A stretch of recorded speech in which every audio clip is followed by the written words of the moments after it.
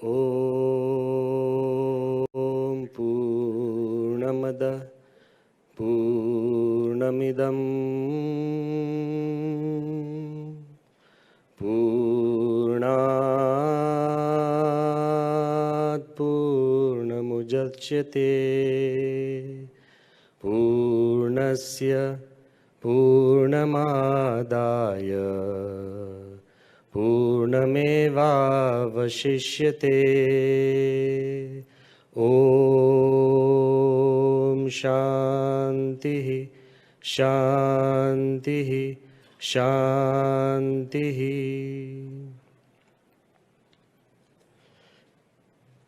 In the divine presence of Bhagavan Swaminarayan, in the equally divine presence of my Guru Hari, Pramukh Swami Maharaj, Guru Hari Mahan Swami Maharaj, in the most revered presence of His Holiness Shri Shri Ravi Shankar Ji, whom I respect very deeply, and in the deep spiritual presence of all the galaxy of spiritual leaders who are present here, all of them who are much wiser than me and far, far more experienced than I could ever be. In the most honorable presence of Shri Nitin Gadkari Ji and all the people present on the dais, but in the most august presence of all of you who have been sitting here for more than 3 hours, because the problem with religion is it does not have a sense of time. But I also want to tell you that on a personal note, I had never ever met Vijay Dardaji. But he has a habit of never taking a no. That's the problem of his DNA. I am here because of his love, which reached out to each one of us. I think each one of us on stage has a personal story about him. So on behalf of all of us, we thank you, Vijay Ji, your brother Rajendra Ji, and your entire family for bringing such a galaxy of spiritual leaders on same stage and more likely on the same page. Page is more important than the stage. And we are all on the same page. For the last maybe 2-3 hours, we have been discussing and focusing on finding a solution for communal harmony. Now I want to ask you that personally I believe, because I do not want to share ideas from the scriptures or any other place, I want to share 3 examples that I've experienced. And I want to leave you behind with just 3 words. So I personally believe that the way to find a solution or an answer is having the courage to ask the right questions. Most of the time, we do not ask the right questions. Perhaps this imaginary conversation between a theist and an atheist, a believer and a non-believer, a faithful and a non-faithful, perhaps this conversation will jog all of us in trying to search for the right answers. Once, 2 good friends, one who believed in God and the other who did not believe in God at all. While they were walking, the guy who did not believe in God nudged his friend who believed in God and said, "Excuse me, can you tell me how long have we had God on this earth? Maybe 1,000, 2,000, 3,000, 4,000, 5,000 years? And how long have we had religion on this earth?" Please don't take me wrong, because all of us are religious leaders. So the question that was asked, that how long have we had religion on this earth? The spiritual man explained, since time immemorial, long before time, God and religion have been with us. So that's when the non-religious man asked that if God and religion have been on this earth for so long, why are there still wars? Why is there hate? Why Are there crimes? And why is there disharmony? The poor religious man could not speak at all. And as they walked, the non-religious guy said, then what use is God and religion on this earth? As they walked and they turned into an alley, in that alley at the end of the street, there were a few children who were playing in a puddle of mud. And as they had been playing and playing, their entire bodies were covered with mud. They were dirty. That's when the spiritual man, the faithful, the religious, the theist, he turned to the non-believer and he said, excuse me, how long have we had soap on this earth? The man turned to me and said, what do you mean? He said, soap has been invented by Babylonians almost 5,000 years ago. If we've had soap on this earth for 5,000 years, why are these children dirty? And that guy said, but they have not used it. He said, exactly, people don't use religion and spirituality. Most of the time, we of smaller minds, we abuse in the name of spirituality, in the name of religion. Conflicts are created which are unnecessary. Emotions are flared up. And we believe that if spirituality is used in the right way, with all these religious leaders on this stage will be able to vouchsafe for. If spirituality and religion is used in the right way, put into practice, applied, then of course peace can be restored and global harmony is not a dream. And I want to tell you what a religious person or a leader can do the moment he takes a spiritual view to the things before him. I have personally witnessed this, so please excuse me if I get a little emotional. It was a time in Gujarat where cultural disharmony, communal disharmony was ripe in the atmosphere. The year 2002. A smallest word, a wrong statement could create a conflagration of violence. But in that time, 24th September 2002, Swaminarayan Akshardham was attacked by 2 terrorists. I was present there whole night. There was so much gunfire. Even a movie would feel overkill. 33 people died. In Akshardham, where you don't even get a spit of pan, it's so clean, it was full of blood. One sadhu died in my own lap. We have never announced it, but now it's too distant, it's okay. One sadhu died in my lap. I still sometimes hear his voice. At that time, when almost 75% of India stood still in support of Akshardham, when so many experts were predicting a backlash, and there were stray voices of revenge and also justice in the name of justice, His Holiness Pramukh Swami Maharaj, he took a high spiritual stand. He said that this cycle of violence must end, and it should begin with us. He gave a public appeal for peace. That is fine. But he personally told all his devotees, including me, he phoned me and he told me, ke mathe barafni paat rakje. Keep a block of ice on your head. One wrong tear from your eyes will lose more innocent lives. Our job is to sustain and maintain peace and not to seek justice at this time. He taught me that peace is higher than justice. Go back home. If you are having fights with your own brothers, if you are having fights with your own relatives, remember peace is higher than justice. Yes, something unjust has been done. Tolerate. Move ahead. And I also want to tell you, because of this response, Gujarat remained calm. And internationally, in any anti-terrorist conferences, a new word has been coined, the Akshardham response, how a spiritual leader can sustain calm and create peace even in times of turmoil. It is the duty of ours that spirituality can create peace in society.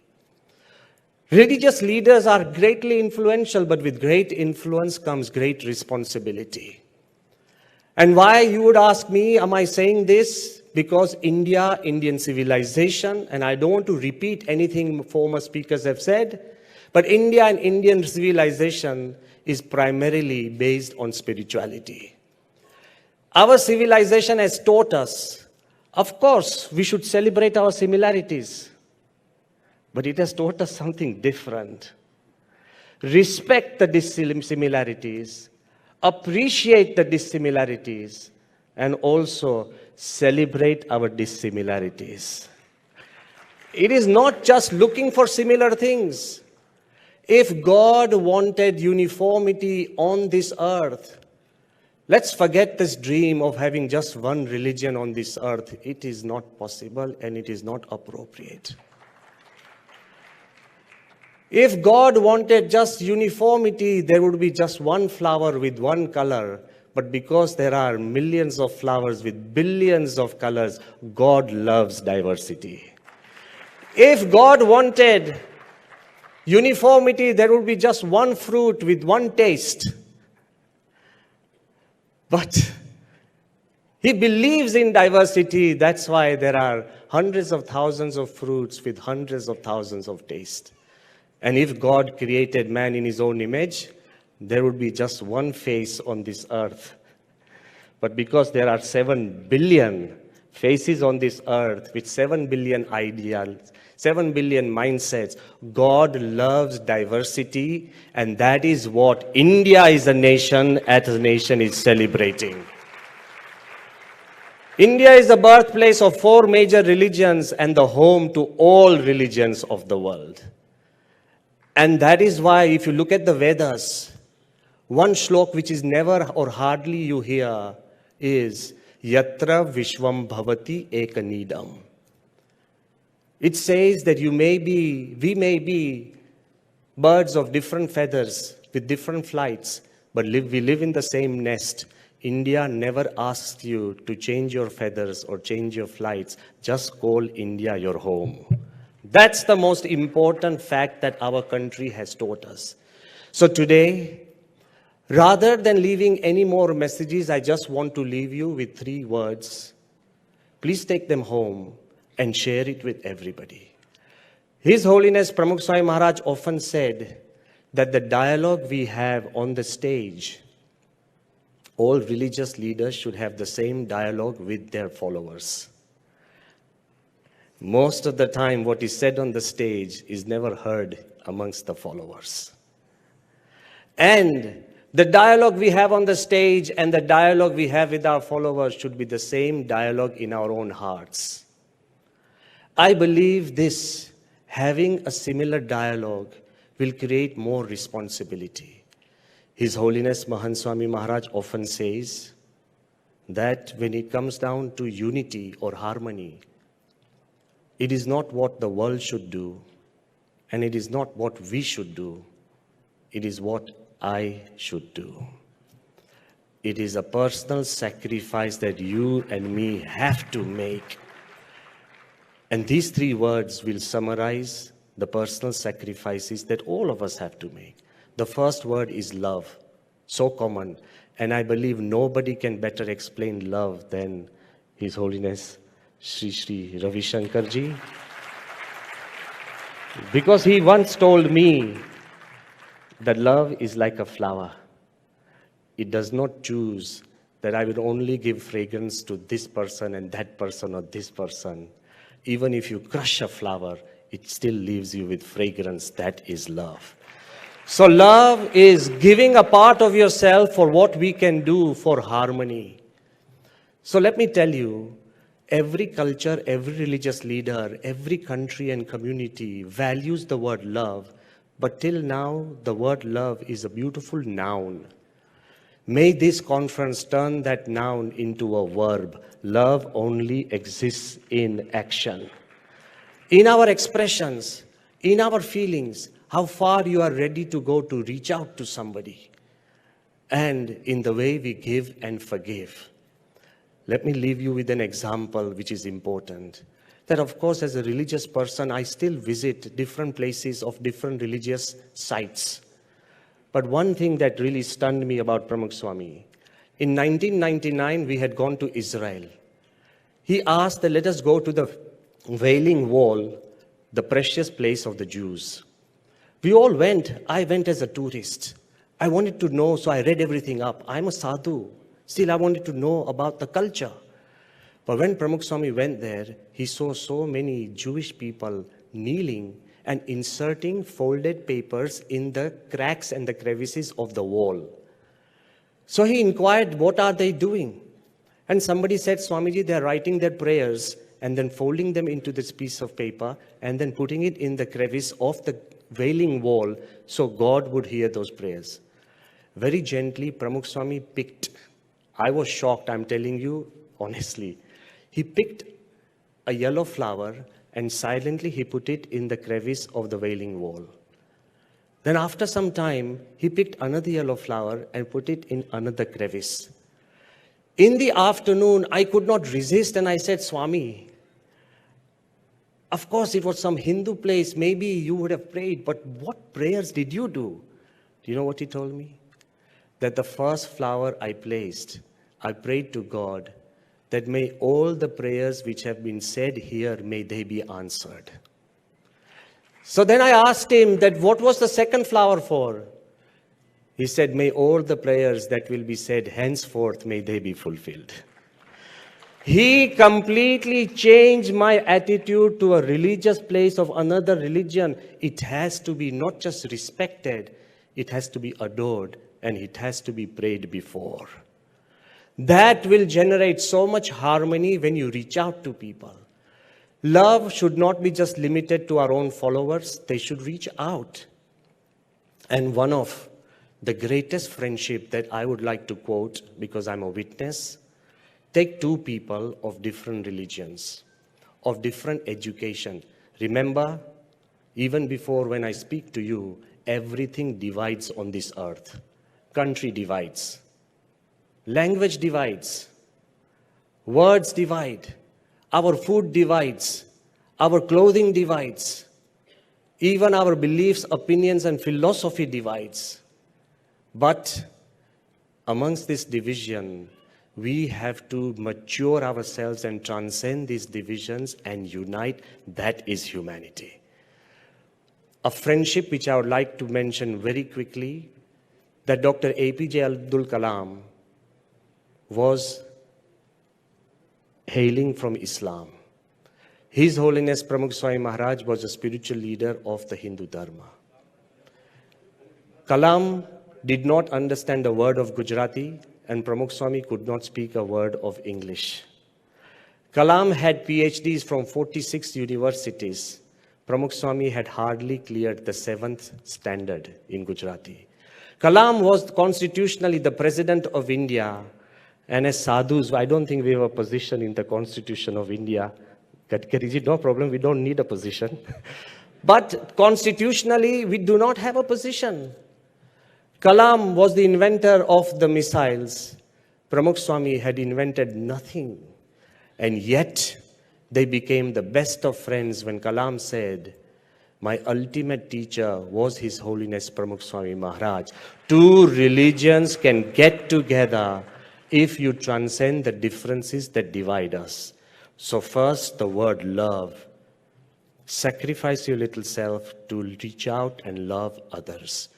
The second word is laws, L-A-W-S. I think we need laws to help us spiritual people to spread harmony. I have just come from the UAE. They have not just given us a place to make a temple, but to safeguard everything in 2015, they created an anti-hate, anti-discriminatory law. If anybody, mark my words, if anybody Does a message, a WhatsApp, a simple email that denigrates, defiles, ridicules, mocks any religion, religious places, or religious person, they would be jailed, fined, or in extreme cases, banished from the country. If they can do that to create more harmony, surely in a simpler way, on a more gentle way, we are a civilized society. Let us create our own laws and disciplines that will generate harmony if we think that is the need of the hour. So that is the second word, please remain. Create laws for your own self, that I will not do it. You don't need the government to create a law. Love, create laws for yourself to actually desist and discourage disharmony. And the third word that I would leave you with is life. Nothing is more valuable than life. We personally believe that Indian culture has shown us the way to respect life as a whole, not just human life, but animals. Not just animals, but even the vegetation. Environment itself is life for us. Let us reach out and create a lifestyle that does not damage anybody, either through our word, thought, or deed. When we generate that ideology where life is celebrated, I believe love, laws, and life, above all, is the sanctity of life. If as spiritual people, if as even non-spiritual people, if we love life, let us protect it. I believe all these environmental conferences which are done, they always say, protect environment, protect environment, protect environment. But from whom? From us. We sit in conferences and say, protect environment from us. Let us create a lifestyle which generates harmony. Lastly, I wanted to also tell you that most importantly, when you walk out of this conference, you will still hear that harmony is just a dream. People will still say, ये सब spiritual leaders ने बात बताई, मगर harmony is an utopian idea. But I also want to tell you that so was landing on the moon once just a dream, but we landed. So is colonizing Mars just a dream, but it will happen. So was space tourism just a dream, but it has happened. And I want to tell you, what's wrong in believing in a dream? If we stop believing in dreams, we will stop living. As a proof of dreams being fulfilled, I'll leave you with the last idea, which is so close to my heart, which has been blessed by His Holiness Sri Ravi Shankar Ji and so many of you, that for 100 or more years, a mandir in Abu Dhabi was just a dream. And I want to tell you, when we began, more than 1,000 people told us that it can't be done. Not you, you encouraged me. More than 1,000 people said that it cannot be done. But once again, I want to tell you that that dream has been possible through the spiritual prayers of His Holiness Pramukh Swami Maharaj, who had said that there will be a temple in Abu Dhabi. Through the great effort of our Honorable Prime Minister, Sri Narendra Bhai Modi, he has a will and he has a way. And because of his will and his way, and through the generosity of His Highness, the Crown Prince of Abu Dhabi, Sheikh Mohammed bin Zayed Al Nahyan, who had the heart to give not just 2.5, not just 5 acres, then 13.5 acres for the first traditional stone Hindu mandir in the history of civilization. But it did not end there. They also gave 13.5 more acres of land for parking because Hindus from across the world will be coming there. So that was another thing that they've given. And on that note, imagine how the dream is being fulfilled. Imagine a Muslim king donating land to a Hindu temple where our lead architect is a Christian Catholic, where our structure designer is Mr. Kong, a Buddhist, where our project manager is a Sikh, Sardarji Jaspir Singh, where our contractors are Parsis, Shapurji Palanji, and where our chairman, comes from a Jain family, Ashok Koteja. What beautiful harmony in a way a temple can be done. Dreams can be fulfilled. And I request all the great sadhus and people on this stage, please bless us, continue us in your prayers, and all of you, we also invite you in the league. Whenever you come to Dubai, please fulfill my dream that all of you can visit it once. Thank you very much. बहुत बहुत धन्यवाद स्वामी जी।